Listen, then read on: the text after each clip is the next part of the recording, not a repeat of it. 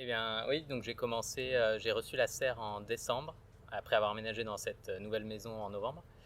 Et donc ça a démarré tout de suite avec les cultures un peu d'hiver, de salades et de choses comme ça, qui ont très vite démarré, tous les aromates et ce genre de choses. Et puis, bon, j'ai un peu expérimenté, comme c'est la première année que je jardine, et, euh, et je dois dire que les résultats sont plutôt là. On était bien content pendant toute la période de confinement de pouvoir avoir des légumes frais sans avoir besoin de sortir pour aller en acheter.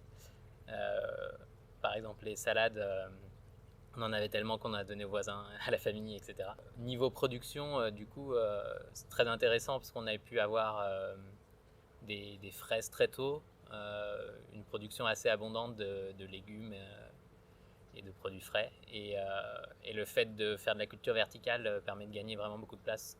On a un jardin qui n'est pas très très grand, donc c'est vrai que bon, certaines cultures qui prennent trop de place, on ne va pas les faire en serre, c'est évident. Mais par exemple, un bac de permaculture de pommes de terre, ça nous a donné pratiquement 10 kilos de pommes de terre. Euh, donc ça reste super intéressant. J'ai vu beaucoup de critiques de gens qui disaient que c'est du hors sol, c'est pas de la vraie agriculture.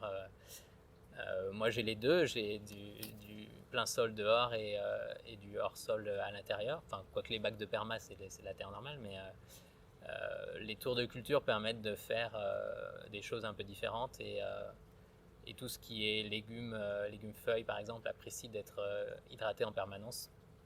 Euh, Évidemment, on va pas faire les pommes de terre dans les tours, donc c'est pour ça qu'il y a les bacs.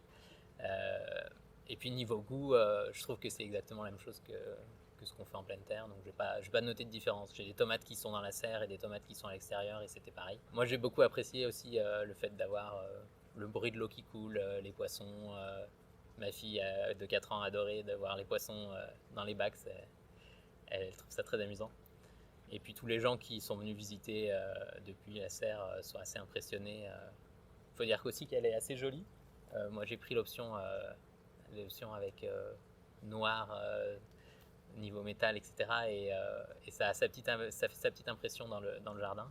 C'est pas les serres moches qu'on peut acheter un peu d'occasion sur internet. Euh, et puis oui, donc dans le jardin, ça s'intègre assez bien. Ça permet aussi d'avoir des cultures qui sont un peu décalées, puisqu'on va en avoir beaucoup plus tôt dans la serre. Et puis après, la suite se prendra dans le jardin, par exemple pour les cultures de tomates. Et ensuite, je pense que sur la fin de saison, on en aura encore dans la serre, alors que dehors, ce sera déjà la fin. Donc ça permet de faire un peu la liaison pour avoir des productions toute l'année. Euh, Moi, j'ai pas choisi de chauffer ma serre.